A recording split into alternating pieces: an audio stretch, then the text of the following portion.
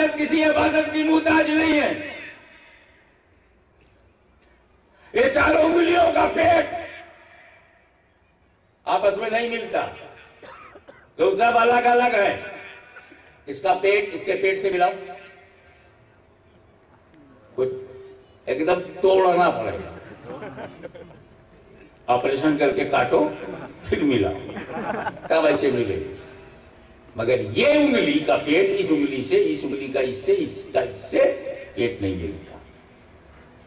کیونکہ یہ چاروں کی چاروں عبادات مقصودہ ہیں، مفروضہ ہیں، فرض ہے، مقصود بالذات ہے، الگ الگ وجود ہے.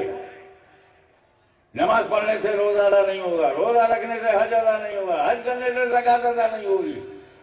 دو کرو گے دو چھوڑو گے دو ہی ادا ہوگا، تین کرو گے ایک چھوڑو گے تین ہی ادا ہوگا، چاروں کرو گے چاروں ادا ہوگا، چاروں چھوڑو گے چاروں چھوڑ جائے گا. ایک دوسرے کا تمرین، ایک دوسرے کی شرط، ایک دوسرے کا وسیلہ نہیں ہے. یہ الگ الگ ان کا استعمال ہے اور الگ الگ فرض ہے. جیسے یہ چاروں انگلیوں کا پیٹ آپس میں نہیں ملتا، مگر یہ ہے توحید، ایمان. چاروں انگلیاں توحید، اس کا پیٹ اس کے پیٹ سے ملے گا. ملاؤ.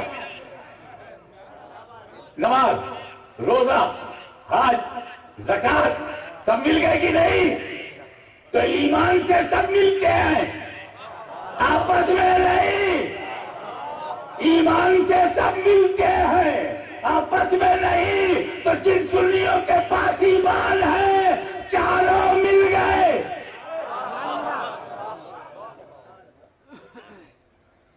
اسی لیے رسول پاک نے فرمایا الصلاۃ عماد الدین، نماز دین کا کھمبا ہے. صلاۃ is a pillar of religion. رسول نے کس چیز سے مثال دی ہے؟ کھمبا ہے، ستون ہے، پلر ہے. اب اتنی سمجھ نہیں ہے تمہارے پاس کہ جب نماز پلر ہے تو اس کو گاڑنے کے لیے زمین چاہیے. ابے زمین ہوگی تبھی تو گاڑو گے. تو ایمان ہے زمین، نماز ہے کھمبا. ایمان کی زمین پہ نماز کا کھمبا گاڑ دو. ہم سنی مسلمانوں کے پاس ایمان ہے، نماز کے کھمبے کو ایمان کی زمین پر غریب نواز نے گاڑا، محبوب الہی نے، قطب گجرات نے، اولیاء ہند نے، تمام علماء ربانیین نے نماز کے کھمبے کو ایمان کی زمین پہ گاڑا.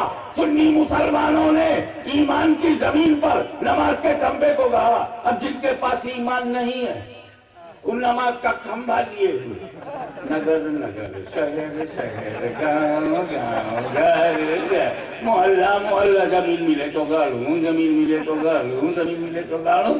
سنی بولا توبہ کر لے زمین مل جائے گی.